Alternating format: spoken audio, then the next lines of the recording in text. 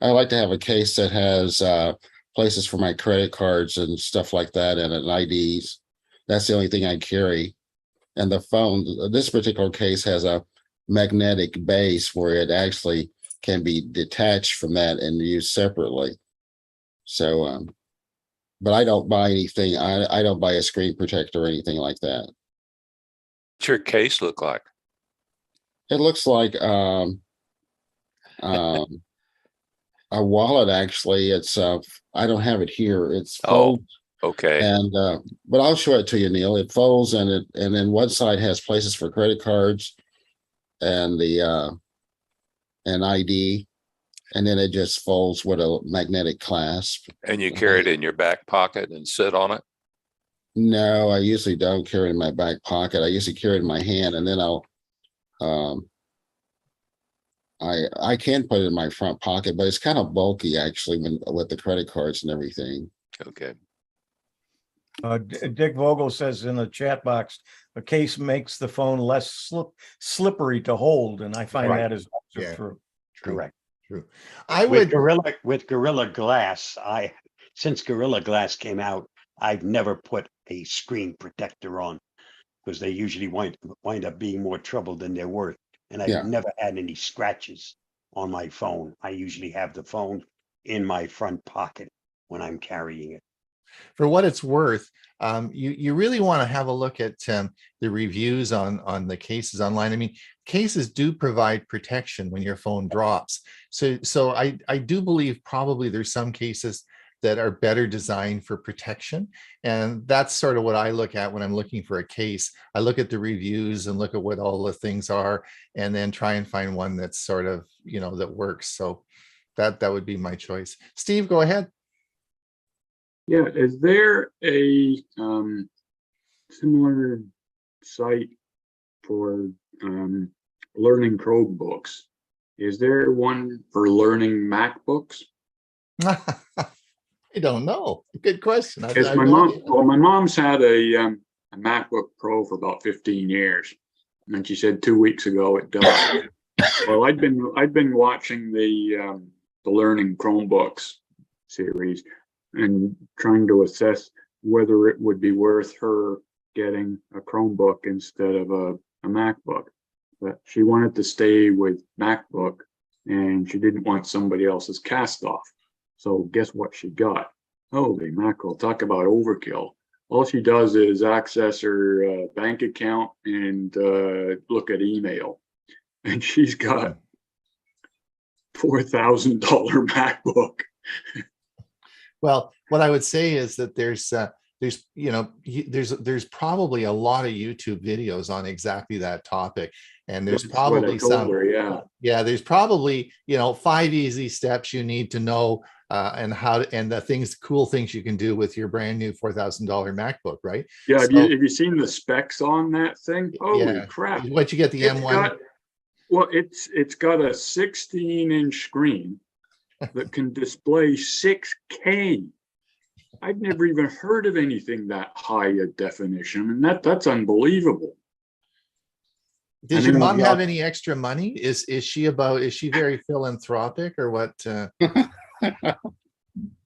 Yeah, she doesn't do things by halves, I've noticed, yeah. I like her email address. I'd like to talk to her. John, go ahead. I got a screen protector at the flea market, and it turns out they must have put it on backwards because I can't take a selfie, and there's a hole in it where the camera should be, and it doesn't not align with the camera for the phone. So, John, sometimes you get what you pay for. This is true. I'm just giving you all a little caution there to watch what they're doing and make sure they do it properly. Well, take it off, John. Take the screen protector off. Okay, I don't know if I can or not. I'll try that, I guess. But okay, thank you. Bill, they're not glued on, are they? They just fit by some sort of. How do they stick on the? Is it sort of a? They don't stick. They don't stick. Well, they don't actually go over the screen. I mean, mine doesn't. It just goes around the edges. Yes, I but thought- it does have cutouts for where the camera is. Go ahead, Yeah, Mark. it's just so that if you drop it on the edge, Mhm. it's got the rubber absorption. so No, that I it doesn't thought crack what on the John was edges. saying. I thought what John was meaning was he actually has the film over the whole. Yeah, front that's of what Yeah, it said. it is. Yeah, I don't know if Yeah. you can, yeah, but I don't think that actually No. is glued on. Don't you just wet it and put it on and then Yeah, sort of somehow? should be able Okay. to should be able to unpill it. Yeah, well, Just I'll find see a what I place can do. that's Hey, it's coming up. Yeah, it's just air pressure that holds it on. Right. just rip it off. Yeah. Right, it's coming off and There you go. I think, Hopefully in one piece. yeah. There you of go. course, the Same sort of screen thing when you protector- got a And plastic. you really film, don't need put it. I don't- over and it sucks itself to the surface. Right. Yeah, John, you really don't need it. It's probably you have a new phone, don't you? A really new phone? No, I've probably got one of the oldest Androids in the world. I need a new phone, I'll grant you that. And I will probably be getting one here for too awful long, but yeah, I guess the screen protector's got a crack on it, so anyway, There you go. it did peel off. Thank you. Okay, Murray, go ahead. Okay, good morning, everybody. Well, I was just going to say there are lots and lots and lots of tutorials about the Mac, but what I will do is I will contact our local Mac guru and ask him for advice as to what would be the best ones to start for a beginner to just go through for the MacBook. Charles Martin is really good at that, and he can probably tell us what weed out the good stuff from the shaft. I did also want to mention that I have a little problem, at least it was a surprise. I got a new laptop. It doesn't have an SD card reader on it. So I dug out I have a thing for my Mac that used to work. It doesn't work anymore. I got dug out another SD, it's a it has a USB port or connection, and then ports for all kinds of different cards. Yeah, like a hub for those little cards like SD and all the other ones that they had, the older ones. But that doesn't work. As soon as you plug in the card, the green light comes on. But when you connect it to any computer, it says there's no media inserted. So I guess I'm going to have to get a new one, but I don't know why they all seem to quit. I've tried different SD cards too, so this is the SD card, and the SD card works in the camera. Anyway, but what I wanted to share more than anything was a clever scam that I almost got taken by, except that whenever it's too good to be true, it's probably not. Anyway, my daughter-in-law's stepmother supposedly sent me a message on FaceTime, and it just started out, hi, how are you guys doing? And I replied to that and said, yeah, we were fine, and that's how she was. And she said, oh, well, have you heard the good news? The good news continues on. And I said, no, what's that all about? She said, oh, well, I just got a $70,000 grant, something called Easy Living Grant from the U.S. government, from a foundation, and it's anybody can get a grant like this. It's to help, especially for seniors or people who have any kind of handicap issues or all kinds of different things. And she said, here, this is the person to contact. Well, it didn't take me too long, longer than it should have, to realize this was all a scam. Somebody had spoofed my contact. When I looked really, really closely, it was like Jane Kate Jones, except that it was an underscore between the We just covered that 2 weeks ago. Oh, and I or missed that 3 one. weeks ago. Yeah, I missed because that one. we had another user in here who had her email spoofed that way. Yeah, now, of course, the thing that I'm concerned about is, well, is there any, how can I know if mine has ever been spoofed like that? And what can I do about it? In this case, what I did was I deleted all, I reported all the conversations, blocked them and deleted them. But I don't know if there's anything more I could do.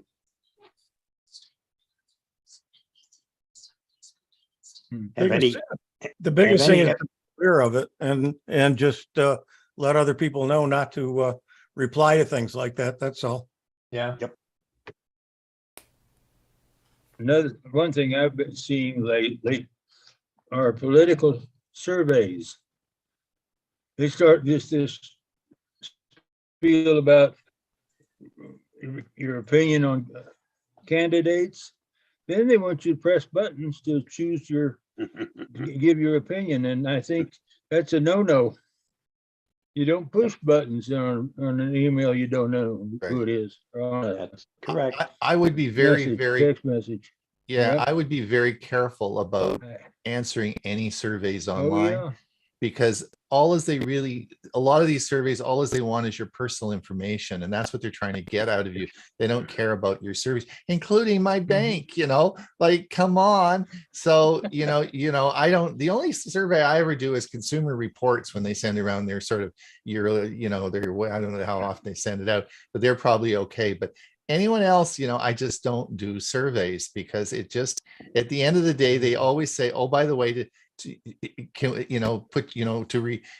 get the results of the survey, put your email address or your social insurance number in, or something that that they want something out of you. So My bank doesn't do that. My bank just says thank you for your feedback. They don't ask you if you want.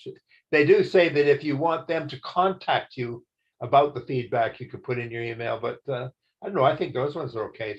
Yeah, except you've already responded now, and they know that if it's not your bank, then they know that it's a valid email address, and they've probably got some personal information. But the bank has told me that they're going to be sending me this. Oh, I see. Okay, I still don't. I thought, come on, banks. I don't want junk mail from you. Forget it. And the other thing is their service never gets any better, no matter how many surveys you fill out, right? Have you ever phoned your bank and said, hey, we're on time now? They always will tell you, well, due to the high volume today, you're going to be on the phone for an hour and blah, blah, blah, blah, right? Go ahead, Anne-Marie. Go ahead. Morning, sorry. I have calls coming in here. I was going to say it's me that it happened to 2 weeks ago with the AOL Right. spoof, and somebody else in my club had the same thing happen also. And actually, I know a third person. What I did do, I changed my password twice, and then our vice president, who it also happened to, and myself, we dug in there a little deeper, and we found out that they had established a fake email account in my AOL to forward everything to them. Right. That comes to me. So we got rid of that. So that's why I had said to you, when you finally do change over, make sure that you actually peruse your contacts, because they will have added themselves. They want to know what the new email address is. I know, but it was in there as a forward all these emails to this new address. They had that in there. So we got rid of that. So I think I fixed it, but I still go with Proton Mail. So that's what happened to me. Okay. There you go. I'm going to Hey, talk a little bit about some of that today. Okay. oh, good. Thanks. Anne-Marie, how's your tap and pay going? Are you enjoying it? Oh, I used it at Aldi yesterday. Did you? I was surprised that even Aldi has it. So even if the grocery stores have it, that'll be the coolest thing. I never have to dig in my purse again. I love it. Yeah, there you go. I have to check my bill now, what my bills come to, my credit card. Yeah, it's pretty cool. I've been using mine exclusively now, and it works great. Yeah, it really Like sliced bread. It's really nice. Yeah, I love it. Okay. Well, we'll be getting the show start in about 4 minutes. If anyone has a couple of questions, a quick one, go ahead, Neil. Okay, I finally got a credit card on my phone, and I've been 3 places to use my credit card, and not a one of them could I use. I had to do the old fashioned way. Neil, which pay service were you using? Google Pay? Which pay service were you using? Well, I'm talking about they didn't have the equipment to read my phone. Well, that's odd because did you ask them or did you just use it? This was the grocery store. This was a restaurant, fast food place. Right. So Neil, Yeah. don't ask them, just use your phone. It will work on all the readers, like any reader that will use a tap and that you can take your credit card and tap it. It will work on. Yeah, but these didn't have readers, is what I'm saying. Right. Really? Yes. Where do you live? Where do you live? Well, you know, I say I don't live in the US. I just live in Texas. Oh. Really? Okay. All right. Yeah. Thanks, Neil.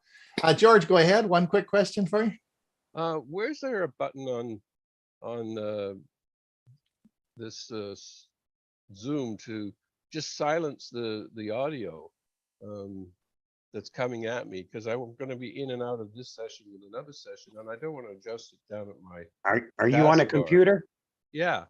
Okay, down on the bottom on the left-hand side, you'll see a microphone. Click on it. Oh, yeah. Okay. Well, that will silence you. This is not going to silence the audio coming to you. Yeah, but is there like? So but George, let me tell you how to do it quickly.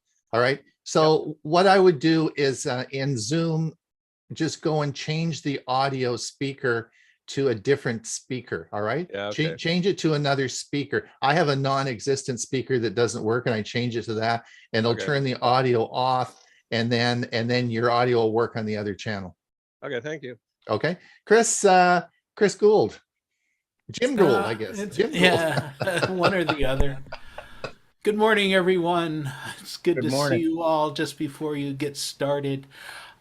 Chris is going to do an Ask Chris Anything live today at 2:00 Eastern time, so I had to come on and give us. I put it in the chat there, the link.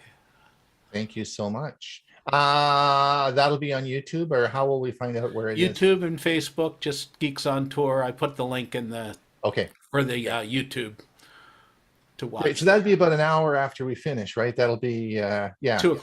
Yeah, 2:00 our time, so it'll be That's cool. All right. Thanks. And welcome. Hope you can join us. She sent out an email, but yeah, okay. I got it. Yeah. That's very good. All right, we're going to get ready to rock and roll here and start the meeting. I'm going to mute everybody. And we'll get ready to go.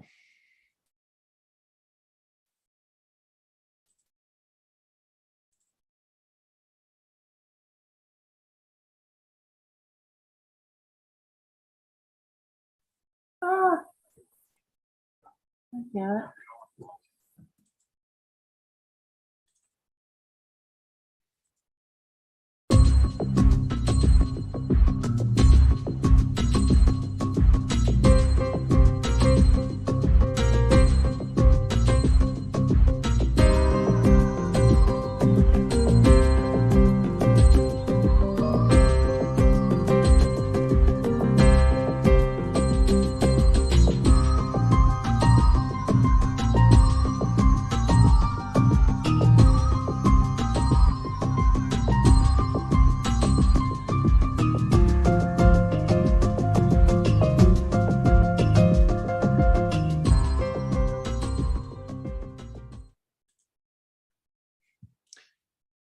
Good morning, everyone. It is Tech for Senior.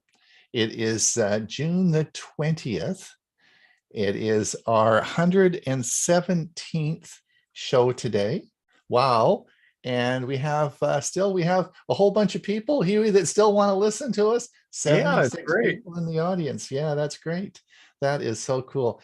Well, I hope everybody had a happy and a great Father's Day. I had an interesting time. Of course, one of my daughters is an ICU nurse in Adelaide, Australia. She sent me a text message from the intensive care unit and said, "Dad, I can't call I'm saving a life. And my other daughter is in Beijing, China. And so we had a great talk on Saturday, which was, of course, Sunday our time. So yes, it's different with kids being all over the world. It's if you have them and you can hold them and love them and enjoy them, like Dewey was telling us today in his pre-show warm-up, when they can come over for a great dinner is really a touching moment. And if you had that experience, that hopefully you had a great time and a really good time on Saturday or Sunday. Today is so it's going to be a great week. We have lots of things happening this week. Of course, you probably all know we have 2 shows a week. We not only do this show, but we do Tech for Senior Live on Thursday, and we'll be having another great show on Thursday. We tape both these shows, and so they're available on our YouTube and Facebook page. This, of course, is a Zoom broadcast, and we broadcast this over to YouTube. But on Thursday, it's a StreamYard. StreamYard, Seniors Phone, StreamYard, and we broadcast that, of course, to Facebook and YouTube. Now we podcast our Thursday show, so if you want even more of us, you can certainly listen to our podcast. We also have a premiere service that will be starting today at 1:30, and today I'm going to be talking on Ethernet cables. Things that you need to know about that. And Hewie, did you know you're a Twitter expert? You're talking on Twitter today. Twitter for seniors. There you go. And I'm going to talk about taking pictures on your Chromebook. So those are the topics we have today on our Tech First, or the Premier service. I put in the show notes the link to the. I'll put in the show notes the link to the YouTube feed, and it went out in our Saturday newsletter as well. So if you want to stick around, that comes on at 1:30. So we have something else this week too, don't we, Ron? I'm trying to think, what else are we doing this week? I can't remember. Thursday, we have Learning Chromebooks. Learning Chromebooks, that's right. Isn't that? Yes, we forget. We do. Yeah, that. And when is that? That's Thursday. Yeah, it's right after. At 2:00 real time. Yeah. Eastern time. Right after our live show, eh? That's correct. And how would people find out about that? Where would they register? Do you know? Well, they go to www.techforsenior.com, and there's a place that they can click on and register, and they'll get a link for the meeting. There you go. Well, I'm glad you're on the ball today and reminding everyone about that. That's great, Hewie. Thanks so much. So remember, Learning Chromebooks this Thursday. And if you're registered, you will get a reminder sometime later today, and then you'll get another one on Wednesday. Excellent. I want to thank Sam Hill for his generous donation to our coffee fund. The other thing we're going to discuss briefly, not now because I don't have enough time to do that, but in the question and answer, I wanted just to briefly mention the problem of Outlook and Gmail. We touched on that in our Thursday show last week, and I just wanted to mention that, and we'll bring that up, and I want to do a little chat about that so if you are having problems, we'll talk about that in our question and answer. The other thing that's happened, and if you look at behind me here, you'll see that there is a tombstone, and it's the death of Internet Explorer. Bob's going to tell us a little bit about that today.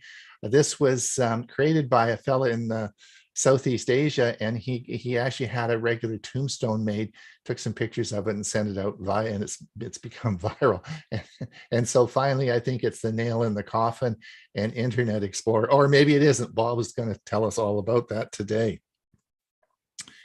Let's just quickly introduce everybody. Of course, we've already heard Hewie Poplock, right? Hewie, you had a good week? Yeah, absolutely. Yeah, and I've got a session for today talking about some of Bob's realm, but some things that people need to be reminded of. And then, of course, I'm getting ready for the Learning Chromebooks on Thursday. Right. Bob, you got to be careful of Hewie. He's going to be stepping on your toes with this security stuff, eh? No, the more the merrier. I think there's room for a lot of talk. You got it. There is a lot of talk about it. And unfortunately, we still have people that don't want to listen. All right, there you go. Ray, how the heck are you doing? I'm doing fine. You know, Ron, what I did over the weekend was something that I have not done since the last time I saw you in person. Gee, let me think now. That'd be down in Mesa? And down in Mesa, I gave a presentation. On Saturday, I gave a presentation at the Computer Society of Prescott. Oh, like an in-person presentation? An in-person one. It was really? The first one they had in several years. They do hybrid meetings, so it's a combination. So we had about maybe a dozen people in person in the audience and another dozen on Zoom. So it went very well. And then we spent the rest of the weekend with friends in Prescott. So yeah, good. There you go. And Prescott's not that far from Pine, is it? Well, it's on the other side of the I-17, so it's an hour and a half. An hour and a half. Oh, okay. Hour and 20 minutes. Hour 20. All right. Bill James, Oklahoma. Doing fine here. Right. I'm going to be giving a couple tips and tricks for the program today, and I have my gadget article written, so we're doing fine. The weather's fairly decent. It's not overly hot, but it's going to heat up a bit. And it's great that we'll see what you're. So that's the other thing I forgot to mention, everyone, is our newsletter. We have a newsletter out twice a week, and Bill has a gadget for us in the Tuesday newsletter. And so that'd be great. Yeah, we're looking forward to that tomorrow. And of course, we have a guest today, and that's Mike Ungerman. Mike's going to be talking today about solar panels and solar energy. A hot topic today. Is that a bad pun? A hot topic on with gas prices going up, energy prices going up. Is solar the way to go? And Mike's is doing actually a multi-part series on this, and we're lucky enough to have him do it on Tech for Senior. So you'll learn all about it on Tech for Senior. Mike's going to stick around. You can stick around in the Q&A and answer any questions, Mike. Be happy to. Excellent. Thank you. So thanks so much, Mike, for doing that. Let's get going with the show. Bob, are you ready to roll? I sure hope so. There you go.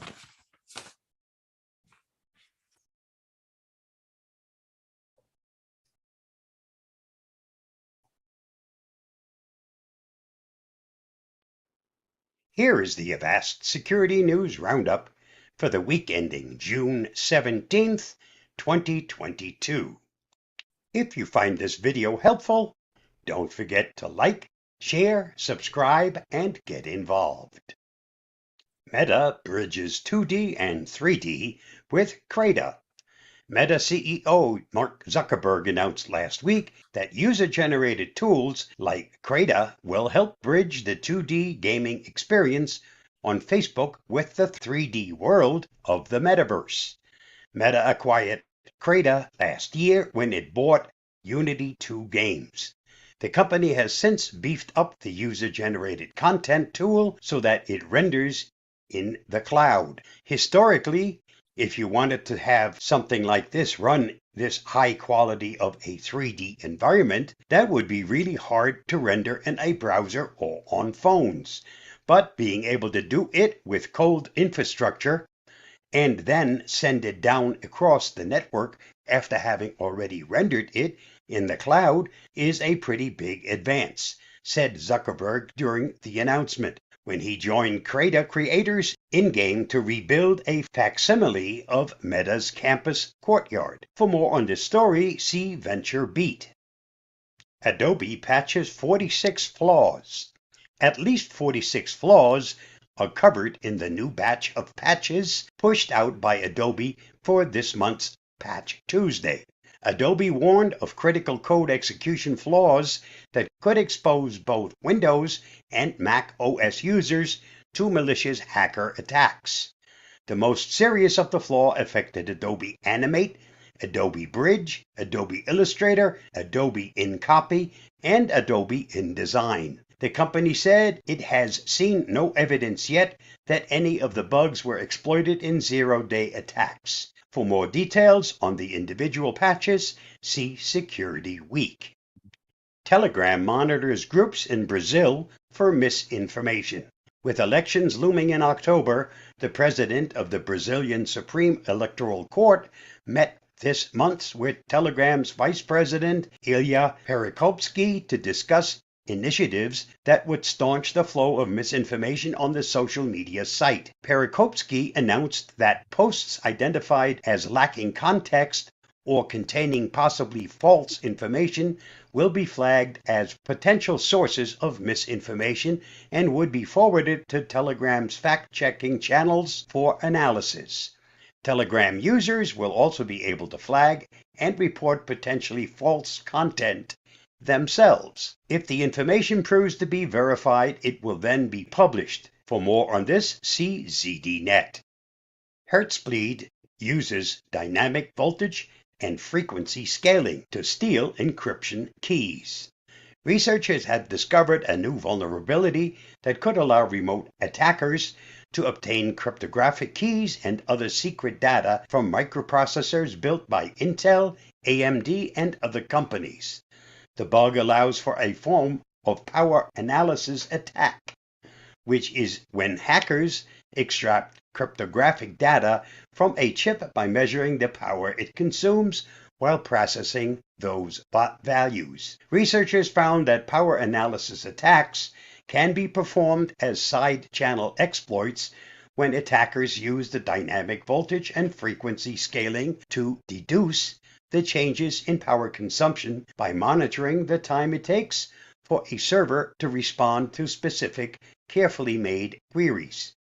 The researchers have dubbed the exploit Hertzbleed because it uses DVFS insights to bleed out the data. For more on this, see Ars Technica. Australian government mandates the Essential 8.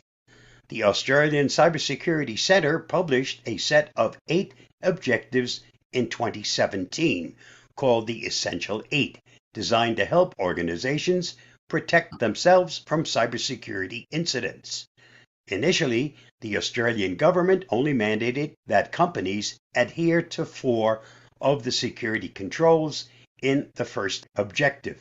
But starting this month, all non-corporate Commonwealth entities in the country are required to comply with the entire framework.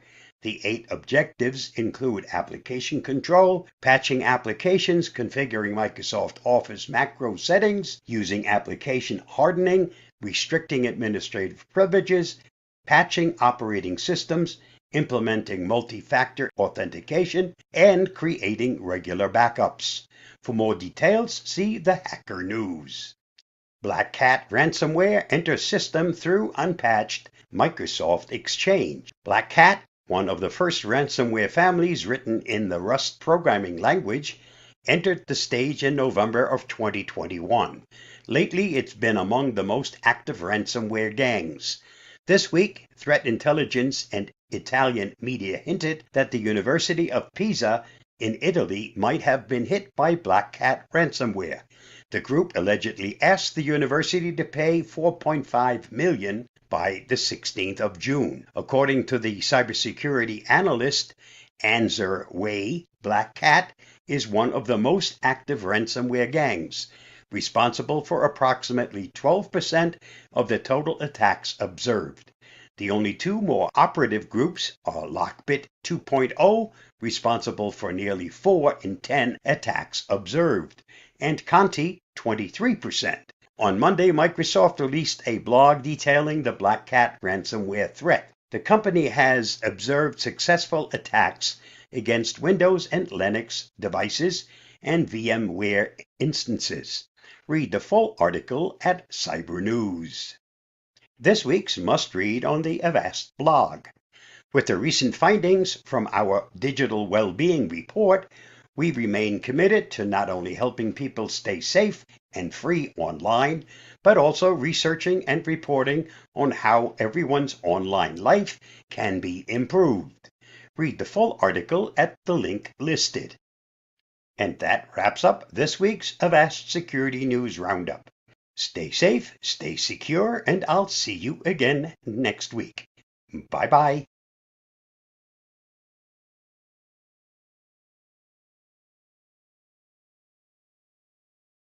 Internet Explorer is dead. Or is it? The day has finally arrived. Microsoft has killed off Internet Explorer. Or has it? The answer to that is, well, sort of. For quite some time, Microsoft has maintained Internet Explorer and Microsoft Edge.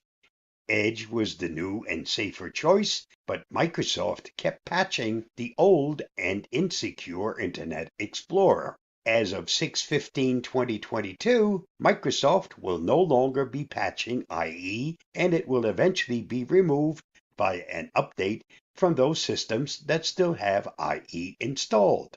If you're using Windows 11, Internet Explorer was never part of your system. If you're on a system that still has Internet Explorer installed, the safest thing you can do is to disable it. The following YouTube link will show you just how to do that. Just follow the link listed. If you find this video helpful, don't forget to like, share, subscribe, and get involved. If you find a website that will only render properly in Internet Explorer, simply open that site in Edge. Essentially, IE mode in Edge places a secure sandbox version of Internet Explorer within Edge, which can be used by corporations and consumers alike to access sites in Internet Explorer, either because of corporate requirements or just plain familiarity. But Microsoft basically feels that Edge is the better tool to access those sites anyway. Internet Explorer will eventually be phased out of Edge, but that is not planned until 2029, and that's not certain. For a full explanation of this topic, look at the following article in PC World. Just follow the link listed. Stay safe, stay secure, and I'll see you again soon. Bye-bye. Thanks, Bob. So it's sort of dead, but maybe not quite. Yeah, right. They're still trying to revive it. Well, I must say, I haven't seen any sites I've been on in the last, probably 5 years that require it, eh? Virtually, Internet Explorer is not really being used anymore unless it's mandated by the company you work for or some things that can only be rendered in IE. Right. For most of us, it's the dead subject. Dead subject. As you can see. As you can see right behind you, correct. All right. Dave, we're going to do Q&As at the end of the session, okay? I know you've got your hand up, but we're going to do the question. We're going to reserve the questions till the end of the show. Bill, have you got, are you ready to roll? Bill, I'm ready. You are on. You are the man. All right.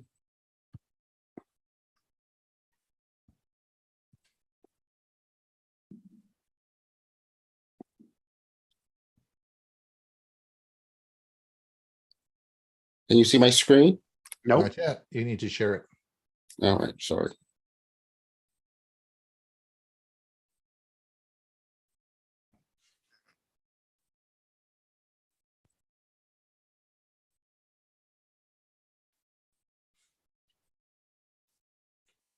There we go. And we can see you. 6 Windows tips and more. If you want to see the power user menu in Windows 10 or 11, press the Windows logo key and X together to call up the power users menu.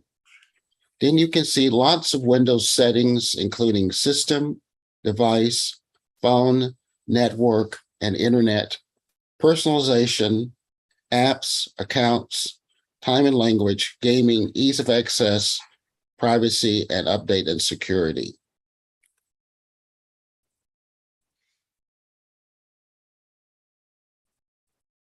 If you want to boot into safe mode in Windows 10 and 11, safe mode is useful in troubleshooting computer issues like Windows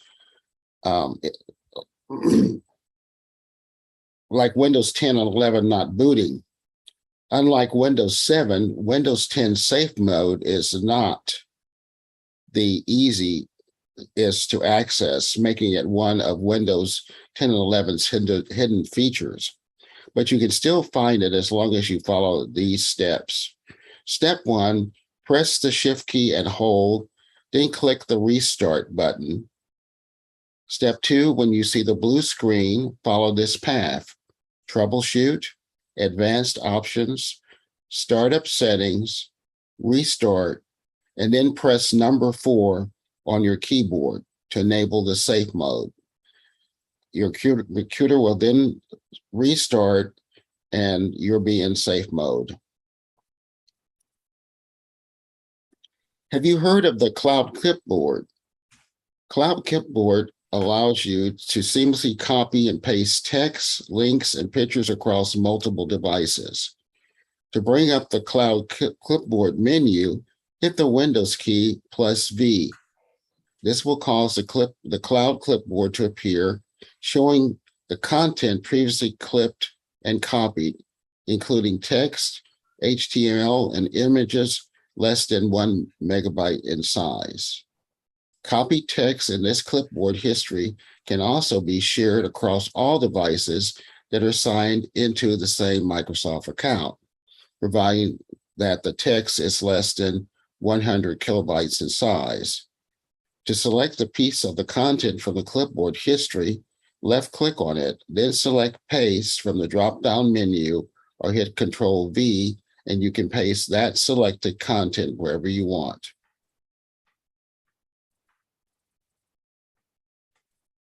Oops.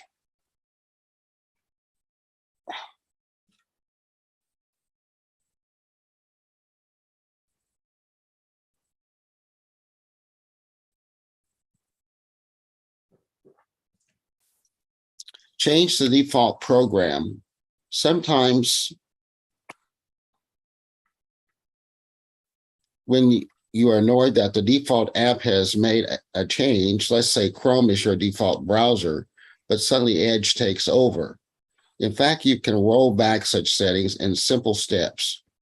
Go to the Start menu, choose Settings, Apps, Default Apps, and then in the right panel, choose your own default app in each category.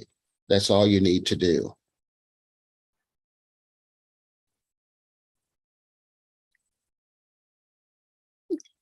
If you want to roll back to a previous version, and this is probably a good feature if you want to try, if your computer is capable of running Windows 11 and you'd like to try it, you could go ahead and upgrade to the Windows 11, and if you later decide that you don't like it, you can roll it back. This is one of the great features that allows users to roll back the operating system to any features that's added, and one of the most useful previous versions, useful within that you can do within 30 days. To roll it back, you do the following. You right-click the Start menu, click Settings, and then choose Update and Security. Next step is to, in the new pop-up setting window, click Recovery. And then step 3, scroll down to find the Go Back to an Earlier Build option and click Get Started. And then just follow the on-screen instructions to finish the recovery.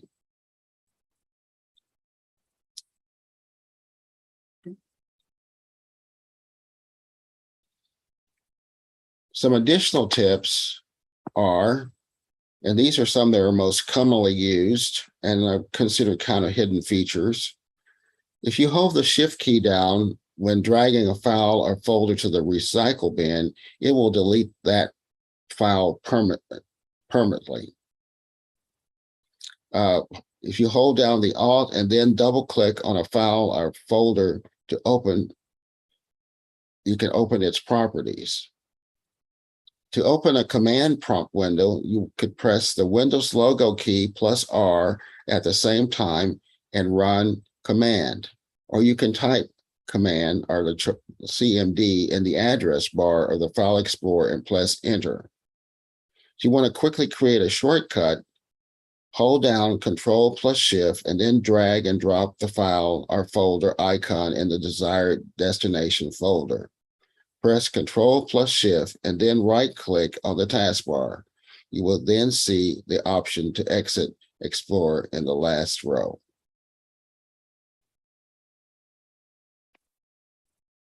And that concludes our tips.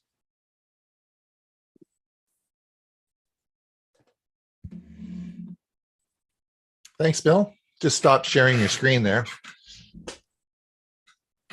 Perfect. Thanks a lot.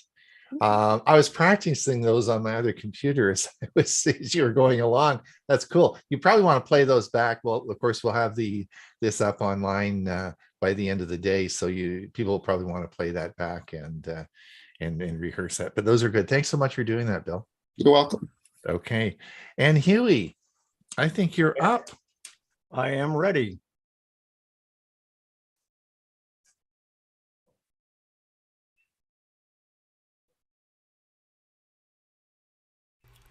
Preventing hacking and staying secure is your responsibility. I'm Hewie Poplock. Last week, one of my neighbors rang my doorbell carrying her laptop. She had received a warning on her computer that she had an infected computer and immediately dialed the number in the warning and started speaking with someone who wanted access to her computer, which she gave him. And then when he wanted $329 to fix the problem, she realized she had done the wrong thing, hung up on him, logged off of the internet, and brought her computer to me immediately and said, "I know I did wrong. What can I do to fix it?" Last week, another one of my neighbors also came to me, had one of these warnings, and had done something similar. The majority of hacking is due to end users intentionally executing socially engineered Trojans that show up as fake antivirus software, malicious video codecs, fake patches, needed software drivers, and pop-up messages. Make sure your computers are protected by comprehensive anti-malware software, including antivirus, anti-spam, and anti-phishing capabilities. Better yet, ensure your browsers are also protected. Anti-malware software is far from perfect. To avoid phishing scams, check for mistakes, keep your software updated, install an antivirus app, use two-factor authentication, create backups, never send your private info, and don't click strange links. So which phishing scams are trending in 2022? Phishing scams trending in 2022 was phishing, spear phishing, whaling, vishing, sugar daddy scams, sextortion, email scams, and cryptocurrency scams. Phishing scams are often focused on a large group because at least one member will be tricked into placing themselves on the hook. However, rather than focusing on a particular target, basic phishing casts a vast net by using tools such as emails with malicious attachments included, social media messages, SMS, phone calls, and even creating fake websites for companies and organizations. Spear phishing, much like the previous analogy on phishing, spear phishing requires a lot of dedication and a single-minded focus on your target. Ideally, by the time your query is aware of your intentions, it's already too late to react. Whaling. Targets of whaling tend to be figures of immense political, financial, and social status. Vishing. A new update to a classic scam, vishing involves the use of Voice over Internet Protocol, or VoIP, to spoof phone numbers from family, friends, loved ones, and businesses, government officials, and more. Sugar daddy scams. For those unfamiliar with the phrase sugar daddy, it refers to an act of old and wealthier individuals effectively purchasing the love and affection of younger partners. Sextortion, email scams. This scam generally starts with an email containing digital footage or images of the victim using their webcam, screenshots of their computer screen, and other compromising pictures and information. Schemers convince the victim that they own the photos or recordings and threaten to send them to their friends, family, and employers, or start spreading them across various social media platforms. Cryptocurrency scams. Regardless of the long-term performance of cryptocurrency market, one indisputable fact is that scammers will not be far behind where cryptocurrency goes. Smishing is a combination of the words short message services, SMS, and phishing. Today, cyber criminals often carry out smishing attacks because people tend to trust text messages more than emails. It's this mistaken trust that may have led to smishing scams increasing by more than 300% within the last 2 years. Now, here are some examples of smishing. The urgent message about your credit card with a link, and it will not be the actual link that you're expecting. The your bank account is locked type of smishing. Again, a fake link. The you won a prize, click here to get it text. The clearly fake but also funny smishing attack. And the unusual account activity. What you can do to avoid being smished. Although nobody can fully stop smishing attacks, here are a few ways to protect yourself and your company against them. Don't click on URLs you get in text messages or other forms of communication unless you know and trust the sender. Even if the text was sent to you by a friend, you should make sure they meant to send it. Do not respond to text messages from people you don't know from an unknown number or a phone number that doesn't look like one. Only download apps from official app stores. Do not enter your sensitive information on suspicious websites the attacker directs you to. Do not take action required by companies via text message. Choose to contact them using a method you trust, such as a telephone call instead, to verify the text was legit and not a scam. And report any suspicious text you receive and block the number without replying. Malicious email attachments are designed to launch an attack on users' computer. The attachments within these malicious emails can be disguised as documents, PDFs, emails, e-files, and voicemails. Attackers attach these files to emails that can install malware capable of destroying data and stealing information. You receive what seems to be an innocent-looking email from someone you know well, or at least know by name. The email will include an attachment that seems to go with the message of the email. If the message says something about a picture or a video you have to see, the picture will have the name that seems to fit. If you open it, you're on your way to trouble. If there's a virus hidden in that email, it's usually one of these few types. An attachment, either a virus program that's attached to an email message with a name that sounds intriguing. An HTML virus called an active content code, and is a small program written in a software language such as JavaScript or ActiveX. The HTML virus goes to work when you open the message to read it. In fact, the virus can be launched even if you simply open the message preview window. A multi-purpose internet mail extension virus called a MIME virus takes advantage of a security gap in browsers and email programs. Here's how I protect myself. I use a program called Mailwasher Pro. You'll see that all of my emails come in to one program called Mailwasher. I'm able to view the emails without having the HTML show.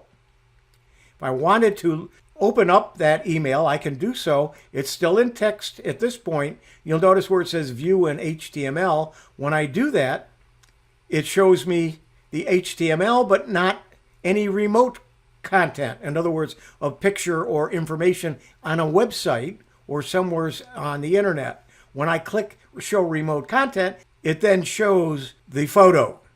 In my Outlook, I have my messages opening in plain text format, and it looks like this. If I click where it says To convert it from plain text format, I can display it as HTML. When I click on that, then I see the message like this. This protects me if there's any malware or anything embedded in the message. And if it's something I don't need to read, I can delete it before I even open up the HTML coding. To set that up, you go to the File tab in Outlook, go to Options, click the Trust Center, and then click Trust Center Settings, click Email Security, and then under the Read as Plain Text, select the Read All Standard Mail in Plain Text as you see on the right. Here are some things you can do in your daily online activities to help prevent yourself from being phished, including taking a moment to examine the email or message for any misspellings or the lack of business greeting, ensuring that your smartphone, PC, tablet, or other electronic devices are set up to automatically do security updates, purchase robust antivirus, anti-malware software for protecting valuable data, using multi-factor authentication wherever possible, and to reduce the likelihood of your accounts being compromised, creating backups of your data using external hard drives or cloud computing services, never sending information like your credit card number or social security card via email or text, not clicking on suspicious links or opening attachments on unexpected emails, and using spam filters. This has been Preventing Hacking and Staying Secure. That's your responsibility. I'm Hewie Poplock. Well, thanks, Huey. I would say with the smishing scams, you said don't talk to people who you don't know, but I'm going to tell you that probably most of the smishing scams are people you know or think you know, right? They're coming from your phone company or your bank or something like that. And I think we're less likely to look at the URL on a text message than we are when we're getting it on an email. I think you're sort of making some bad assumptions there. And I know that some people in this room in our meeting today have been smished and with disastrous consequences. Yeah, I do say to be careful, but I also had to leave out some things because of time. But I did go and I did have some explanations of that. But yes, you've got to be very, very careful. You tend to trust text messages more than you do. And that's a fundamental bad decision, isn't it? Yes, absolutely. Yes, don't trust. And actually, I would never click a link in a text message. Like, I don't know what Bob thinks about that, but I would never, ever do that. I have a video out on that, have had for quite some time. Right. Okay. Steve, we'll get to questions in a second. At the end, we have for everyone, we have a Q&A at top of the hour, and we'll be talking about all those issues. We should have lots of questions. Now, what we've all been waiting for, solar energy. I want to thank again Steve Ungerman for doing this. And so let's see what Steve can tell, or Mike can tell us about solar energy.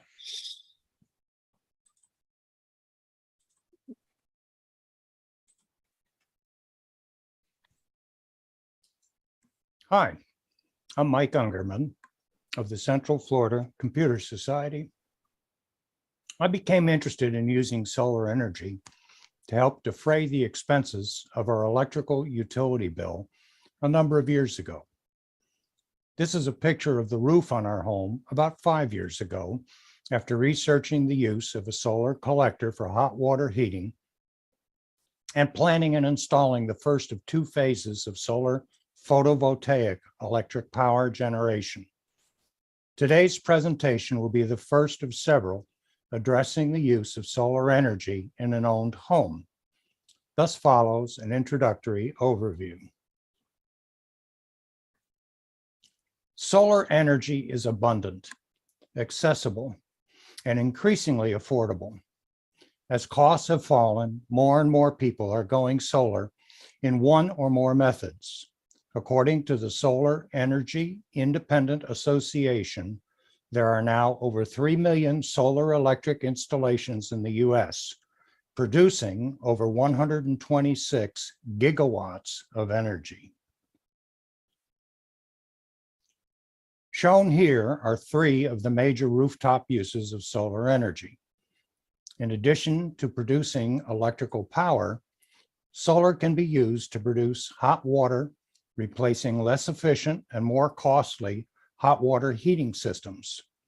Also prevalent for swimming pool owners are solar pool heating systems, although many times a cost trade-off of electrical pool heating powered by electricity from a solar voltaic system may be more economical and make better use of the available space on your roof. Solar energy comes obviously from the sun. So you need a system that includes solar panels placed either on a roof or a rack located on your property and properly aligned for the best efficiency in collecting the solar energy.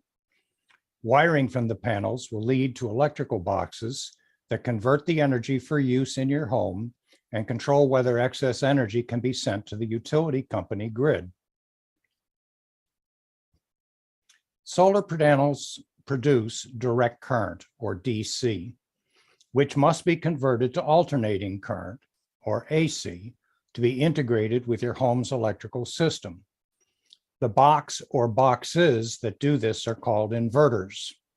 Shown here is a string inverter that takes the panel's DC energy and converts it to AC, usually located in a single box on the side of the home.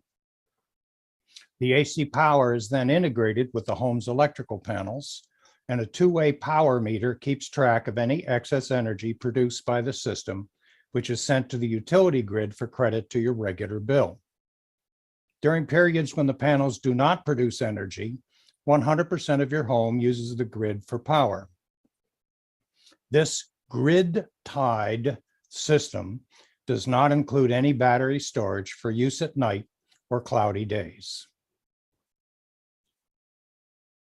A second method of converting DC to AC is the microinverter. In this configuration, multiple small inverters are located on or adjacent to each solar panel in your system, thus converting the DC to AC and the voltage necessary for your home at the source instead of requiring high voltage DC lines running to your utility panels. Otherwise, the system works pretty much the same as a standalone inverter, with excess energy being sent to the grid. Again, in this configuration, no batteries are supported, although recent technology developments now allow battery storage systems to be used with microinverters. As stated before, the previous configurations did not include battery backups to store excess energy from the solar production, and then send it to the home at night or periods of cloudiness that prevent efficient energy production. And until recently, solar systems employing battery storage had to be configured with standalone string inverter systems as shown in this diagram. Now, some manufacturers have developed microinverter-based solar systems that can include battery storage and backup. This excellent video shows how different configurations of solar PV systems may be deployed using the different types of inverters, including a configuration that takes the advantage of microinverters and combines them with the lower costs of string inverters.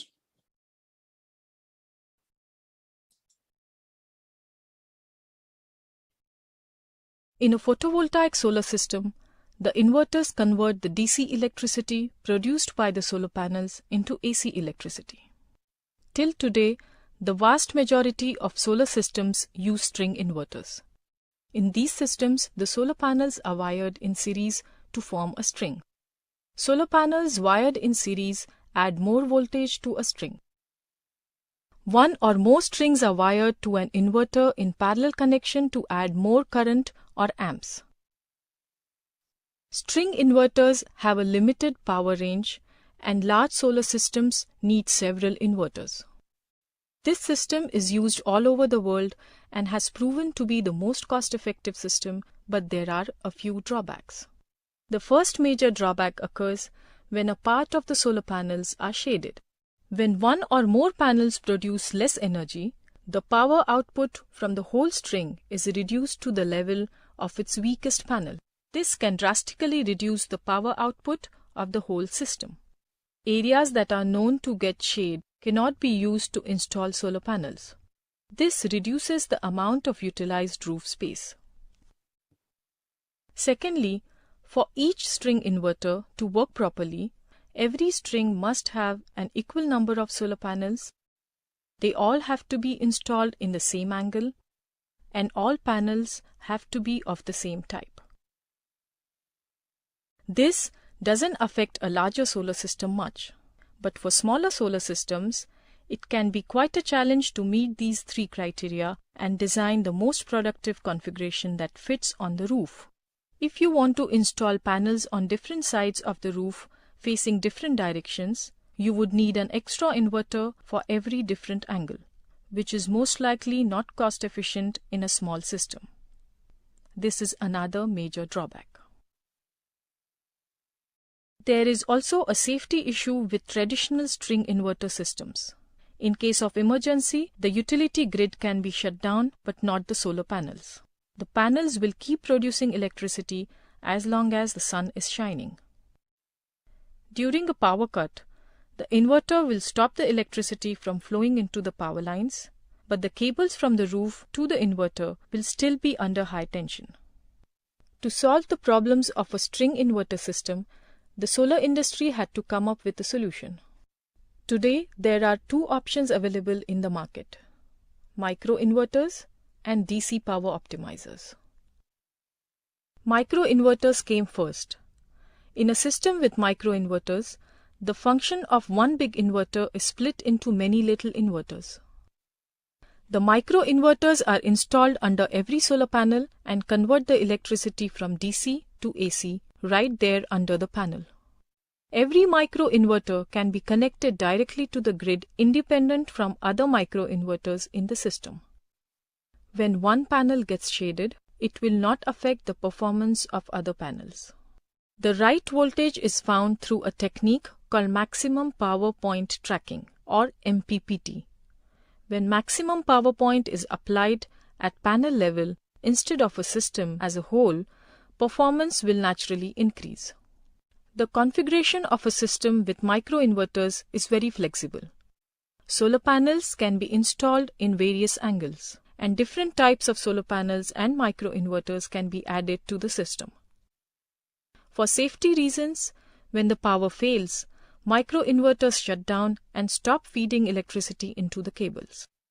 Microinverters are rapidly gaining popularity, particularly for residential solar systems, but they are far more expensive than systems with regular string inverters. When DC power optimizers were introduced, they became a more affordable option. This system splits the traditional inverter in two products: a power optimizer and a simplified inverter. The power optimizers are located under each panel, turning them into intelligent modules. By using panel-level tracking and real-time adjustments of current and voltage, the power optimizers maximize system output to the optimal working point of each panel. When one or more panels are shaded or face different directions, the performance of each string is optimized such that the underperforming panels do not affect the output of the other panels in the string. Compared to the limited design of traditional string inverter systems, systems with power optimizers are very flexible. It enables connection of much longer strings, and different types of solar panels can be added. For safety reasons, during a power cut, the power optimizers reduce the power output of each panel to a low and safe voltage.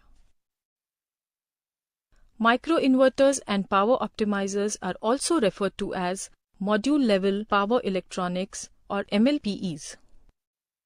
A great benefit of systems with MLPEs is that the performance of each panel can be monitored individually. The performance of each panel is sent to a database, and authorized people can log in to a website to view the status of the system. This is a great benefit for maintenance workers. They can remotely analyze the problem and come to the site prepared to perform the maintenance. Overall, systems with MLPEs are more efficient and will produce more power than a similar system with a traditional string inverter. They are still more expensive than a traditional system, but prices are falling as their popularity grows. MLPEs have better durability, a longer lifespan, and they come with a longer warranty period.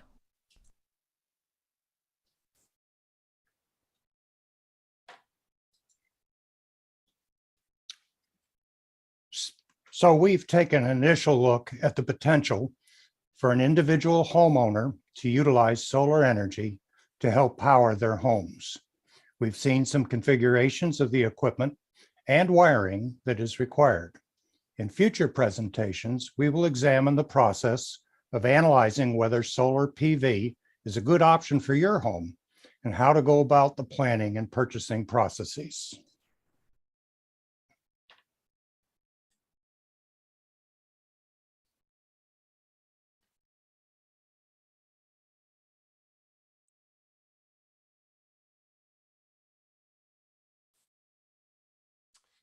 And I'll just note that as I sit here watching that pre-recorded video, everything that's in my office and in the house is currently being powered by our solar PV system on the roof because it's a nice sunny day here in Florida.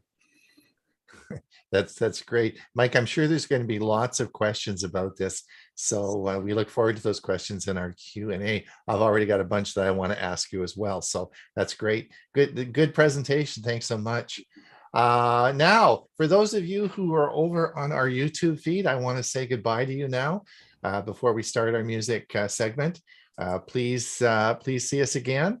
If you want to pop over into the into our meeting and participate in the Q&A, we have lots of room for you, so you can certainly pop over and do that.